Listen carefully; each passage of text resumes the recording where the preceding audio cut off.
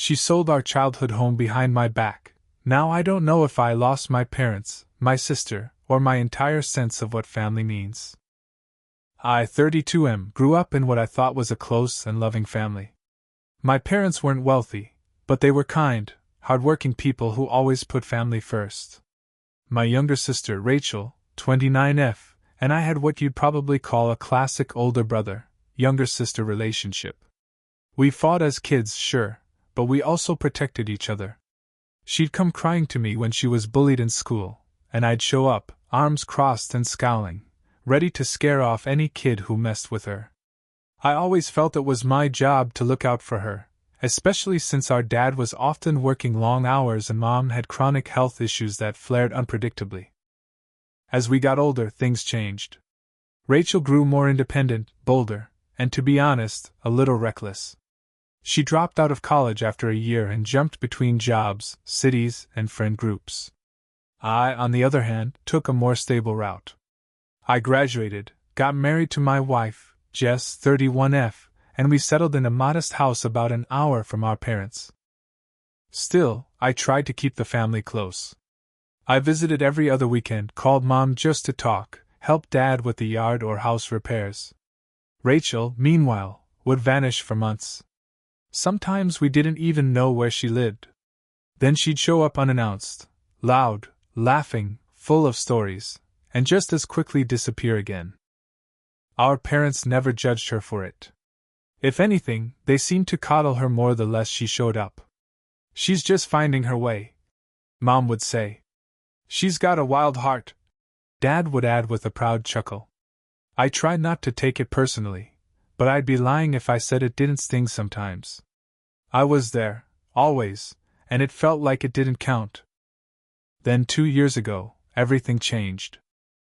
It was a foggy March morning when I got the call. A drunk driver had run a red light. Our parents were hit head-on. They died instantly. Just like that, the two people who had been the anchors of my life were gone. Rachel and I were devastated, in very different ways. I became numb. Jess practically had to drag me out of bed the first week. Rachel, meanwhile, spiraled. She crashed on our couch, cried uncontrollably, stayed out all night, and drank more than I'd ever seen her drink in her life.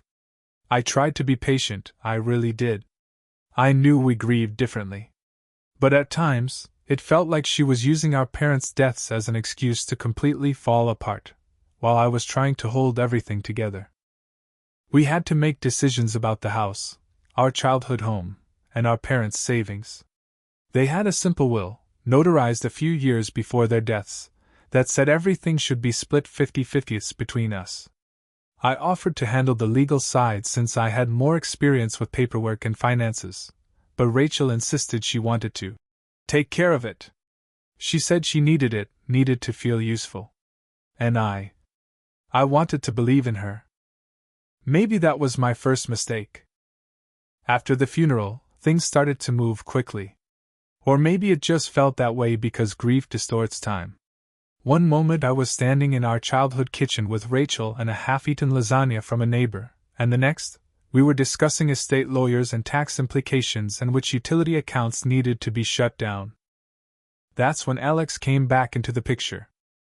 Alex, 34M, had been a part of our lives for as long as I could remember. He was Dad's godson, technically a distant cousin, but in reality, he was almost like a third sibling. He'd spent summers with us when we were kids, joined us for every holiday, and even lived with our family briefly in his late teens when his mom was going through a messy divorce. My parents adored him. After college, Alex moved across the country and started working in real estate. We hadn't seen much of him in the last few years, but after our parents' death, he flew in immediately, helped organize the memorial, and stuck around longer than I expected. At first, I was grateful. He was efficient, calm, and comforting in a way neither Rachel nor I could be. But something started to feel off. Rachel latched on to Alex almost instantly. They were always whispering, always taking walks around the neighborhood or spending late nights talking on the porch. When I offered to go over the will with both of them, Rachel brushed me off. Don't worry, Alex is helping me figure it all out. That surprised me. What exactly was there to figure out? The will was simple and straightforward, 50-50 split. No loopholes. No ambiguity. But Rachel kept delaying things. I just need more time, she'd say. There's paperwork, and we need to wait for some account to clear, or taxes to be filed, or a notary to do something. And always Alex was there in the background, nodding, backing her up. The more I questioned, the more they both made me feel like I was being cold or impatient. Like I was the greedy one. Jess, my wife, started raising concerns too. I don't like how cozy she's gotten with Alex, she said one evening. I don't mean romantically, I mean in terms of control. It's like he's handling your parents' estate, not you. At first I dismissed her. Alex had been like a brother. He wouldn't cross a line. But then I started noticing things, small, unsettling things. One day, I stopped by the house unannounced and found Rachel and Alex packing up boxes in a rush. When I asked what they were doing, Rachel snapped. It's just old stuff. Mom said I could have it years ago. The next week, the house had a for sale sign on the front lawn, and I hadn't been told a thing. When I confronted Rachel, she told me flat out. You said I could take care of it, and I am. You're too emotional about all this. I was stunned. Emotional? About the house I grew up in. The one I'd been helping Dad fix up for years while she was off living wherever she felt like? And then came the moment that truly changed everything. One evening, Jess showed me something on her laptop. She'd been digging through real estate records. She used to work in mortgage processing. The house was already under contract, listed by Alex's agency. The buyer? A holding company based in Florida, a common trick to hide individual investors. The commission on the sale? Going to Alex. I stared at the screen in disbelief. Alex wasn't just helping. He was profiting. And Rachel had let it happen. Something inside me broke. The night I confronted Rachel and Alex is burned into my memory like a bad scar. Jess had insisted I call them both over. She said I needed backup, and honestly, I think she was right. I was angry, hurt, and confused all at once. Alex showed up first, wearing that calm, almost too calm smile that had started to make me uneasy. Rachel arrived a few minutes later, eyes red, defensive. The house felt smaller than ever. I didn't waste time. So, what's this about the house being under contract? Jess showed me the listings, Alex. Why didn't you tell me? My voice was shaking, but I forced myself to keep it steady. Alex's smile didn't waver. We're handling the sale as per the will. Rachel asked me to manage everything since you were, well, distracted with your own life. Rachel crossed her arms. You're acting like this is a betrayal. I've been here every day. I've dealt with the estate, the bills, the chaos. You disappeared. Don't pretend you care more than I do. I felt rage bubble up. I didn't disappear. I was working my ass off to keep my own family afloat, while you partied and ran away. Rachel's voice cracked. You think this is a game? Do you know how hard this has been for me? How lost I've felt? You weren't there. Alex stepped in, his tone measured but cold. Look, I'm just doing what I was asked. The commission? It's standard. You don't have to like it, but it's legal and agreed upon. That's the problem, I shouted. You're profiting off our parents' death, behind my back. And Rachel just lets it happen. Rachel's eyes flashed with anger. Maybe if you trusted me or even talked to me like a sister, none of this would have happened. But you don't. You judge. You accuse. You assume. I shook my head, feeling the weight of years of hurt crash down on me. I assumed you were family. But now, I don't know what to think. Alex smirked. Families make deals all the time. This isn't about betrayal, it's business. If you want to cry about it, that's your choice. Rachel looked away, tears welling up.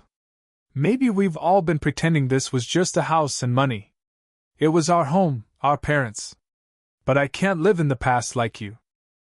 Silence fell, thick and suffocating. In that moment, I realized this wasn't just about money or property. It was about trust, or the lack of it. About love, grief, and the messy way people break when their world falls apart. I walked out that night, the sound of their voices fading behind me. After that night, everything changed in my life, but not in the way I expected. Instead of relief or reconciliation, I was left with a deep emptiness, like a part of my inner world shattered into pieces. The first few days, I tried reaching out to Rachel. I texted, called, but each time, her responses were cold or dismissive. She didn't want to talk. And while I understood her pain and knew she was grieving too, that silence cut deeper than any harsh word.